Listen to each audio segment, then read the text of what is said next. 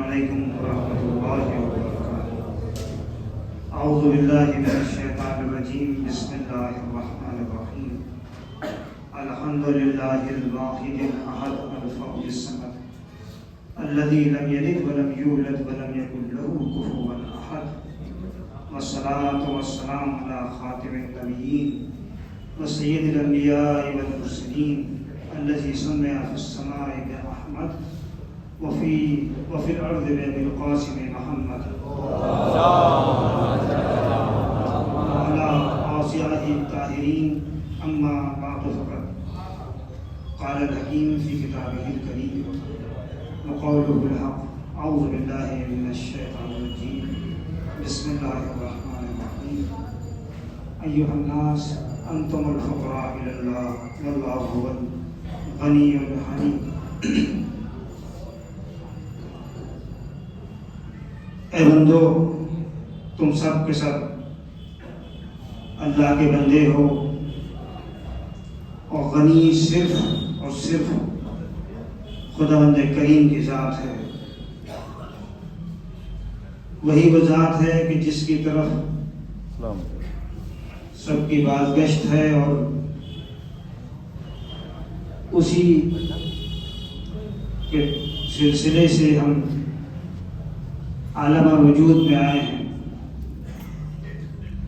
اسی سے مانگنا سب سے زیادہ زیبا ہے۔ ارشاد ہے کہ تم مجھ سے مانگو میں تمہیں دوں گا۔ صرف خداوند کریم کی ذات ہے جو غنی ہے، بے نیاز ہے، کسی کے محتاج نہیں ہے۔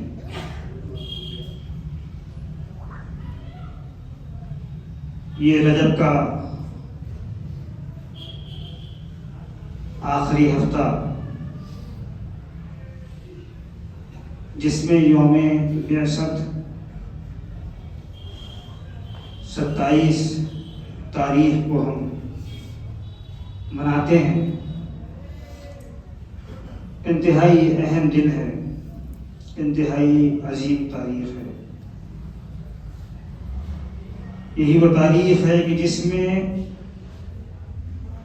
نزول وحی کی ابتدا ہوئی۔ نبی اکرم پر قرآن کریم کی آیات کے نزول کا سلسلہ شروع ہوا۔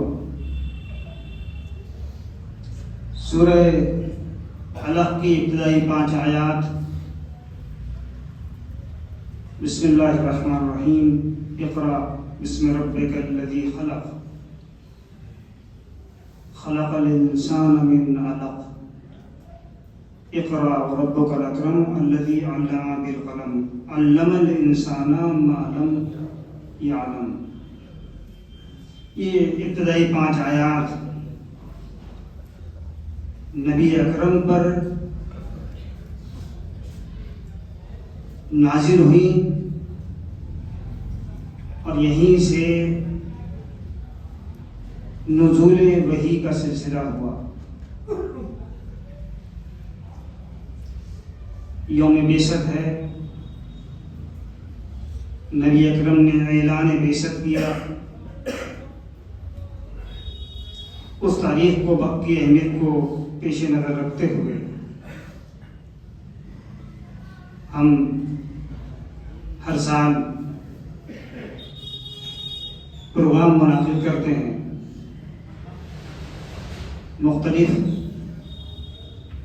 مقامات پر انتہائی کیونکہ اہم تاریخ ہے، یہ سلسلہ ہمارے بزرگوں نے قائم کیا تھا کہ ہم ان تاریخوں کی اہمیت سے کما حقہ آشنا ہوں۔ اس کے پیچھے ایک بڑی منطق یہ ہے، لیکن معاملہ جو ہے وہ اب صرف روایات تک ہی محدود ہے۔ بہرحال یہ 5 آیات جو ہیں، میں آپ کی خدمت میں عرض کروں کہ یہ ابتدائی 5 آیات سب سے پہلے نازل ہوئی ہیں، لیکن بطور کامل یہ سورہ سب سے پہلے نازل نہیں ہوا۔ یہ ابتدائی آیت 5 جو ہیں وہ نازل ہوئی.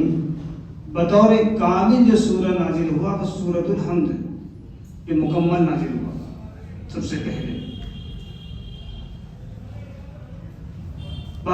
اس کی اگر ترجمے پر آپ غور کریں کہ بسم اللہ الرحمن الرحیم، اقرأ بسم ربک الذی خلق، پڑھیے اے پیغمبر پڑھیے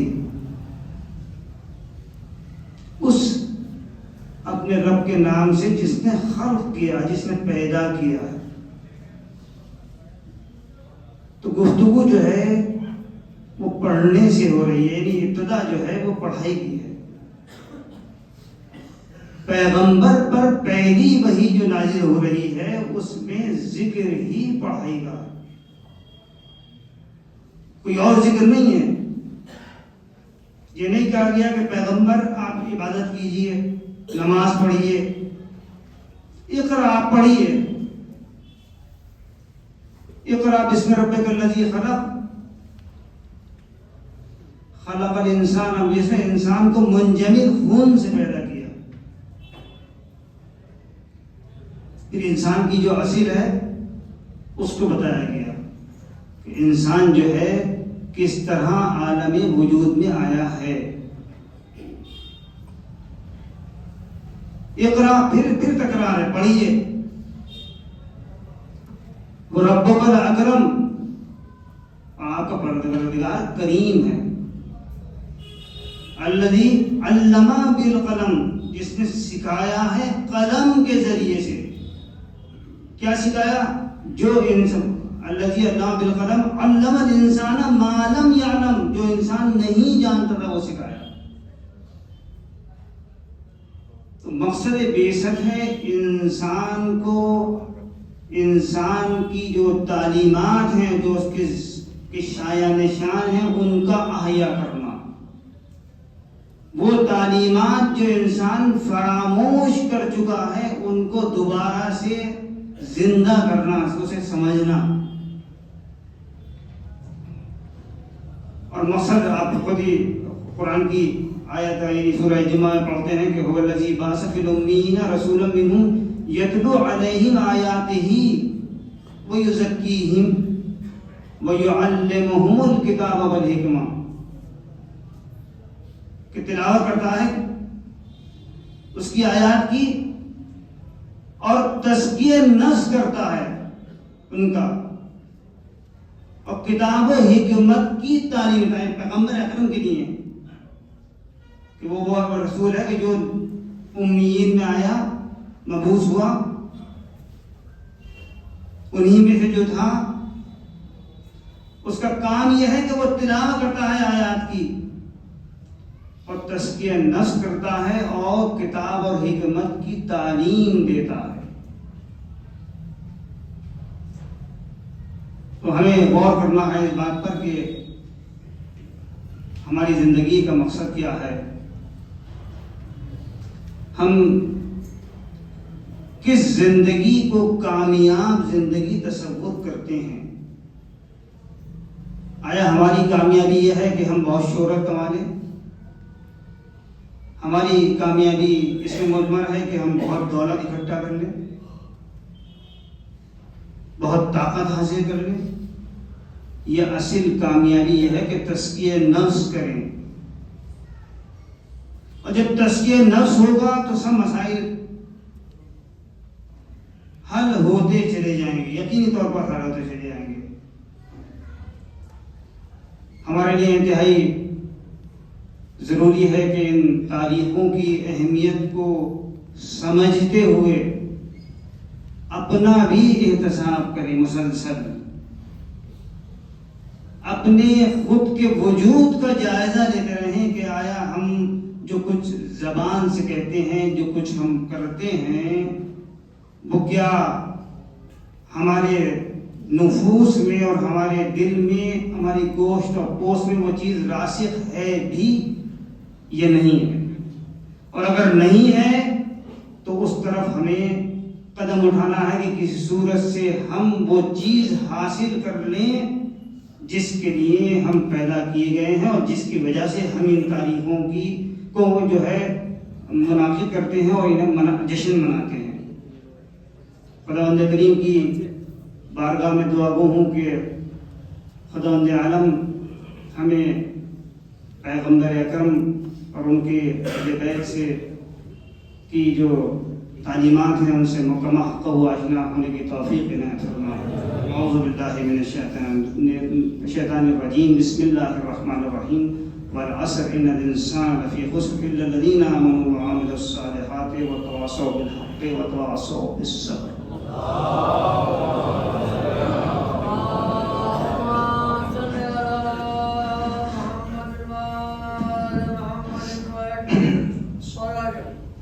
اللهم صل على محمد وآل محمد وعجل فرجهم۔ اللهم صل على محمد وآل محمد وعجل فرجهم۔ اعوذ باللہ من الشیطان الرجیم، بسم اللہ الرحمن الرحیم، الحمد للہ رب العالمین، والصلاة والسلام علی رسول اللہ صلی اللہ علیہ وآلہ وسلم، وعلی علی امیر المومنین، وعلی الفاطمہ سیدۃ نساء العالمین، وعلی الحسن والحسین وعلی بن حسین ومحمد بن علی وجعفر بن محمد وعلی بن موسیٰ ومحمد بن علی والحسن بن علی والحجة بن الحسن صلوات اللہ علیہم اجمعین۔ اما بعد فقد قال الحکیم فی کتابہ الکریم وقولہ الحق، اعوذ باللہ من الشیطان الرجیم، بسم اللہ الرحمن الرحیم، ان اللہ لا یغیر ما بقوم حتی یغیروا ما بانفسہم۔ خداوند کریم کسی بھی قوم کی حالت کو اس وقت تک نہیں بدلتا جب تک کہ افراد قوم اپنی حالت کو بدلنے کی طرف محنت نہیں کرتے، سعی نہیں کرتے ہیں۔ حقیقت یہ ہے کہ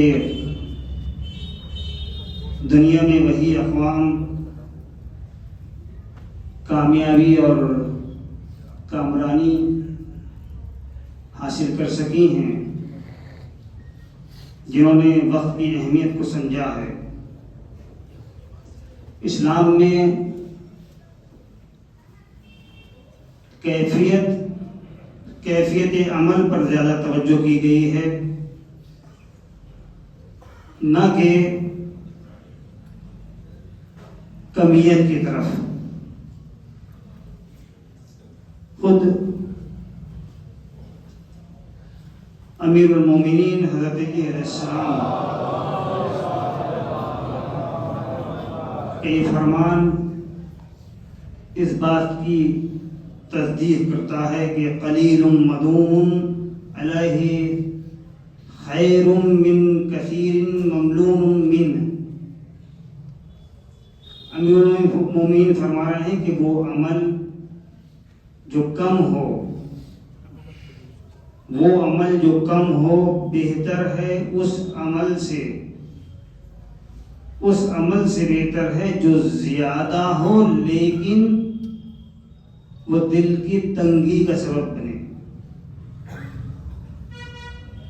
وہ عمل جو انسان کم انجام دے رہا ہے لیکن اس میں مستقل مزاجی ہے، وہ مسلسل اس عمل کو انجام دیتا ہے، اس عمل سے بہتر ہے کہ جو بہت زیادہ کیا جا رہا ہے لیکن اس میں مستقل مزاجی نہیں ہے۔ مستقل مزاج ہونا یہ سب سے اہم ہے۔ اگر ہم مستقل مزاج نہیں ہیں، اور ایک بہت سے افراد ایسے ہوتے ہیں کہ جو کسی بھی کام پر جب کرنے پر اترتے ہیں تو انتہا کر دیتے ہیں، پھر سالوں اس کام کی طرف متوجہ بھی نہیں ہوتے۔ عبادت پر آئے تو ایسے عابد بن گئے کہ سب کچھ چھوڑ دیا۔ رات میں بھی جو ہے عبادت کر رہے ہیں، رات بھر جاگ رہے ہیں، دن بھر عبادت میں ہیں، لیکن اس کے بعد پھر نمازیں بھی ان کی قضا ہونے لگیں، پھر مہینوں نمازیں نہیں پڑھتے. تو امیر المومنین فرما رہے ہیں کہ وہ عمل جو مختصر ہے لیکن اس میں دوام ہے، اس عمل سے بہتر ہے کہ جو عمل دل کی تنگی کا سبب بن جائے، ولو وہ زیادہ ہو. زیادہ ہونا اگر دل کی تنگی کا سبب بن رہا ہے تو مناسب نہیں ہے، انسان چھوڑ دے گا. وہ آج جو حالات ہیں اس تناظر میں اگر آپ اس فرمان پر غور کریں گے تو دیکھیں گے کہ کہیں ایسا تو نہیں ہے کہ ہم اسی طرف جا رہے ہیں کہ جس کی طرف مولا امیر المومنین ارشاد فرما رہے ہیں. کثرت سے قربان ہیں بہت، لیکن تبدیلی بالکل نظر نہیں آتی. شریعت سے دوری ہے، جیسے حالات ہیں ویسا کرتے ہوئے نظر آتے ہیں. مسلسل مجلسیں ہو رہی ہیں، محافل ہوتی ہیں، واعظین واعظ فرماتے ہیں، نصیحتوں کا مسلسل دور چلتا ہے. جو بچہ بالکل ابتدا سے فرامین اہل بیت کو مسلسل سن رہا ہے، اب وہ 50 سال کا ہو چکا، کیا ہم اس سے یہ امید کر سکتے ہیں کہ اسے بھی شریعت کے اصول سکھائے جائیں؟ کیا ہم اس سے امید کر سکتے ہیں؟ ہمیں تو امید ہی کرنی چاہیے کہ وہ شریعت سے کما حقہ واقف ہوگا. وہ افراد جو ڈھولک پر وہ انداز اختیار، میں لفظ زیادہ نہیں بول سکتا، اس میں کچھ پھسل بھی سکتے ہیں زبان سے، اس کا احساس کرنا پڑتا ہے کیونکہ جگہ ایسی ہے. ڈھولک پر یا کسی اور اس قسم کے آلے پر اس کیفیت میں آ جاتے ہیں جو ایک مومن کا کام نہیں ہے، تو یہ بہت ہی تعجب کا مقام ہے. وہی افراد جو ڈھولک کی آوازوں کو سن کر محظوظ ہو رہے ہیں، وہی 6 مہینے بعد علم عباس کو اپنے ہاتھوں میں لیے ہوں گے. یہ کیسا تضاد ہے، یہ بات سمجھ میں نہیں آتی کہ 50 60 70 سال کے بوڑھے کو حرام اور حلال بتایا جائے گا. یہ سادات جو اب فخر کرتی ہے اپنے نسب پر، اسے غور کرنے کی ضرورت ہے کہ وہ اپنے نسب پر فخر بات تو کرے، پہلے اپنے اعمال کی طرف متوجہ ہو. عجیب کیفیت ہے. ایک چیز تھی جو روایتی تھی، روایتاً انجام دی جاتی تھی، اب وہ روایت تو ہے ہی اپنی جگہ پر، اسے ہم نے جو بہت ہی مختصر وقت کے لیے تھی، ہم نے اسے اس قدر طول کھینچ دیا ہے کہ اب اگر عرس ہو رہا ہے تو 3 دن تک ہم پر وہی کیفیت ہے. اجداد کا ایک طریقہ تھا، میں بہت زیادہ کھل کر نہیں بول سکتا، آپ لوگ مجھ سے بہتر سمجھتے ہیں. میں تو صرف میرا کیونکہ منصب ایسا ہے کہ جو ذمہ داری ہے اس لحاظ سے آپ کی خدمت میں بات رکھ رہا ہوں. کوئی یہ نہیں ہے کہ میں کوئی وعظ اور نصیحت کے عنوان سے میں بات کر رہا ہوں، آپ خود بھی بات سمجھتے ہیں. کو واز کی ضرورت نہیں ہے ہی نہیں، کو میں کیا واز کروں گا؟ بڑے بڑے علماء کو مسلسل واز کرتے رہتے ہیں، میرا واز کا کیا اثر ہوگا؟ تو یہ میں آپ کی خدمت میں عرض کر رہا تھا کہ جو شریعت کو بچپن سے لے رہا ہے، جو تعلیم شریعت کی مسلسل حاصل کر رہا ہے، اس سے ہم یہ امید نہیں کر سکتے۔ ہم بچوں سے کیسے امید کریں گے؟ اگر ہمارے بڑے ایسے ہوں گے تو ہم بچوں سے تو امید کر ہی نہیں سکتے۔ پہلے ایک طریقہ تھا، ایک چادر جاتی تھی، اب چادروں کا بھی طریقہ بدل گیا، بہت سی چادریں ہو گئیں۔ میرا دل چاہ رہا میں لے کے جانے لگا، آپ کا دل چاہا آپ لے کے چل پڑے۔ اسے ذوالجناح بنا دیا کہ ہر گھر میں آئے گا۔ ابھی ہم ذوالجناح کہ جو جگہ جگہ جانے کا سلسلہ ہے اسے نہیں روک پا رہے ہیں، اس کی وجہ سے پریشان ہوتے ہیں، وقت میں قلت ہو جاتی ہے۔ اب ایک دوسرا سلسلہ، تو کیا اجداد ہمارے ایک عمل کرتے تھے؟ اس طرف غور کرنے کی ضرورت ہے۔ وہ روایت پرست افراد جن کی روایت کا عالم یہ ہے کہ جہاں سے والد گرامی جلوس میں شرکت کرتے تھے اس سے ایک قدم پہلے شرکت نہیں کرتے بلکہ وہیں سے شرکت کریں گے، وہ افراد ایک دم بدلے ہوئے نظر آتے ہیں کہیں کہیں۔ یعنی بات یہ ہے کہ مفاد اپنے سامنے ہے، ظاہری مفاد اس وقت یہ ہے کہ شرکت والد کی روایت کو اپنایا جائے تو میں والد کی روایت کو اپنانا پسند کر رہا ہوں، اگر اس میں مفاد نہیں ہے تو اس سے میں منحرف ہو کے انحراف کرتے ہوئے اس روایت کو توڑنے پر آمادہ ہوں، کو بات نہیں ہے۔ یہ طریقہ ہماری زندگی کا ہے، یہ طریقہ ایک کسی بھی انسان کے لیے مناسب نہیں ہے۔ ان تمام چیزوں کی طرف غور کرنے کی ضرورت ہے۔ یقیناً بہت سے افراد مرثیہ خان ہیں، نوحہ خان ہیں، خود مجلسیں سنتے ہیں، پڑھتے ہیں اور بہت دین کی باتیں کرتے ہیں، لیکن بعض مقامات پر وہ دین سے دور بھی ہو جاتے ہیں۔ یہ غور کرنے کی ضرورت ہے۔ میں اپنے جیسے بھی میرا طریقہ ہے اس انداز سے میں نے آپ کی خدمت میں یہ بات رکھی ہے، شاید میری بات پہنچی ہو، امید کرتا ہوں کہ پہنچ گئی ہو، شاید کہ اتر جائے تیرے دل میں میری بات۔ انداز بیاں گرچہ بہت شوق نہیں ہے، شاید کہ اتر جائے تیرے دل میں میری بات۔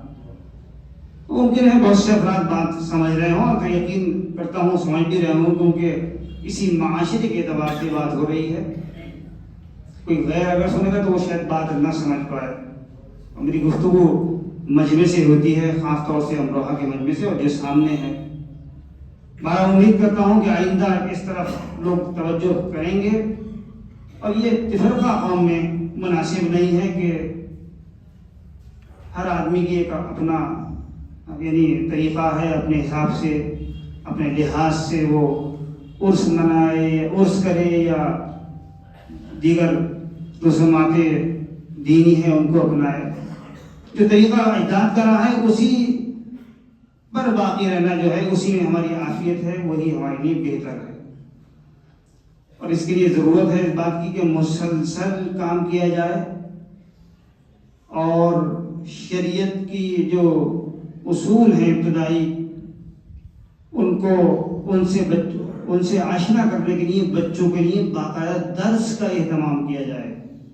وقت تیز گزر رہا ہے، میں اپنی بات زیادہ طولائی نہیں کرنا چاہتا، لیکن ابھی بہت باتیں میرے ذہن میں ایسی ہیں جو آپ کی خدمت میں بیان ہونی چاہیے۔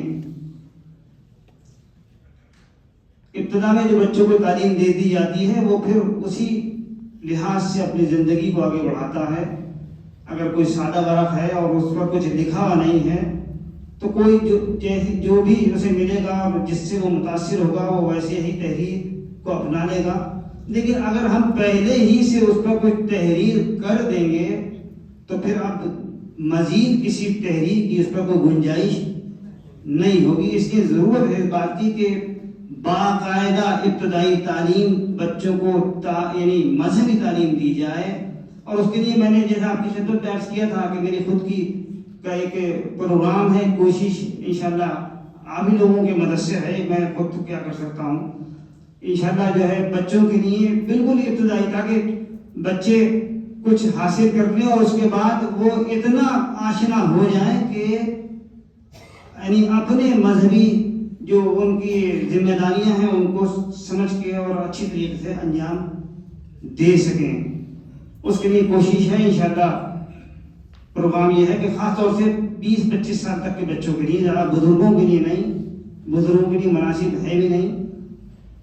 چھوٹے بچوں کے لیے یعنی بچے جو 10-12 سال کے ہیں، عاقل ہو چکے ہیں، بالغ ہونے کے قریب ہیں، اور پھر 22-23-24 سال کے ہو گئے، ان کے لیے باقاعدہ دینی تعلیم کا انشاءاللہ ایک سلسلہ قائم کرنے کا پروگرام ہے. وہ سلسلہ کوئی مسلسل نہیں ہوگا. یہ نہیں ہے کہ پورے ہفتے چل رہا ہے. وقت کے دامن میں گنجائش واقع نہیں ہے. بچوں کو اور بھی تعلیم دینے کی ضرورت ہے. انگریزی تعلیم باہر اس کا اشد ضرورت ہے. جو ماڈرن تعلیم ہے اس کی اشد ضرورت ہے.